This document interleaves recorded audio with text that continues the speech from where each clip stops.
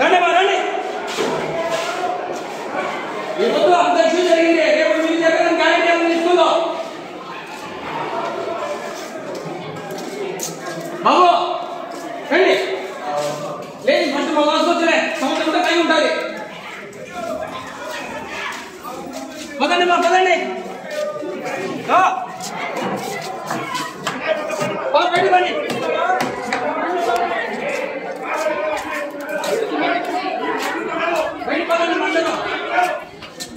ఈరోజు ఆ పాపం జరిగింది. రేపు జరిగిన గ్యారెంటీ ఉంది. ఆ పాపం న్యాయం జరిగినంత వరకు గేట్ కాడ కూర్చోండి. రండి మా బయటికి రండి. మరి రేపు మీ అక్క చెల్లెకి ఏ విషయం జరిగితే ఏం చేస్తావు నువ్వు?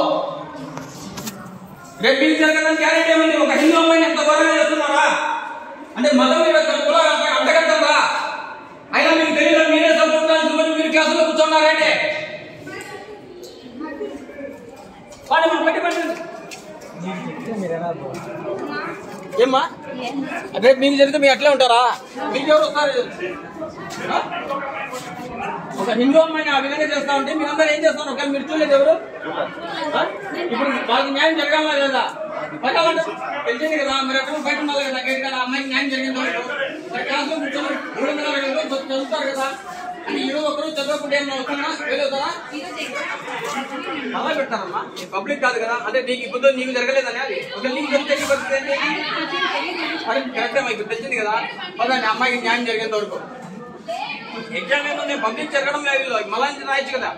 ఆఫ్టర్నూన్ పెట్టచ్చు, కానీ రేపు పెట్టచ్చు, ఎల్లుండి పెట్టచ్చు. ఎల్లుండి నుంచి 365 days టైం ఉంటుంది. ఎప్పుడు పెడతా పెట్టదు. పదండి మా పదండి. ఎవరు ఉండదండి క్లాస్.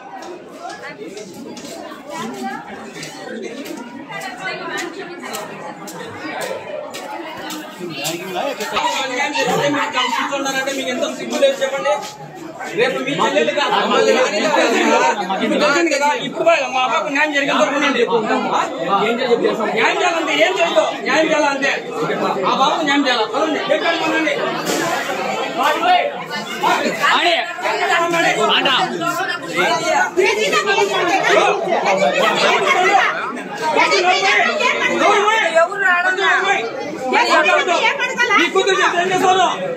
ఒక ఆడపిల్లలు కొట్టండి అంతా కూడా ఇంతమంది ఉండి ఏం చేస్తాను మీరంతా?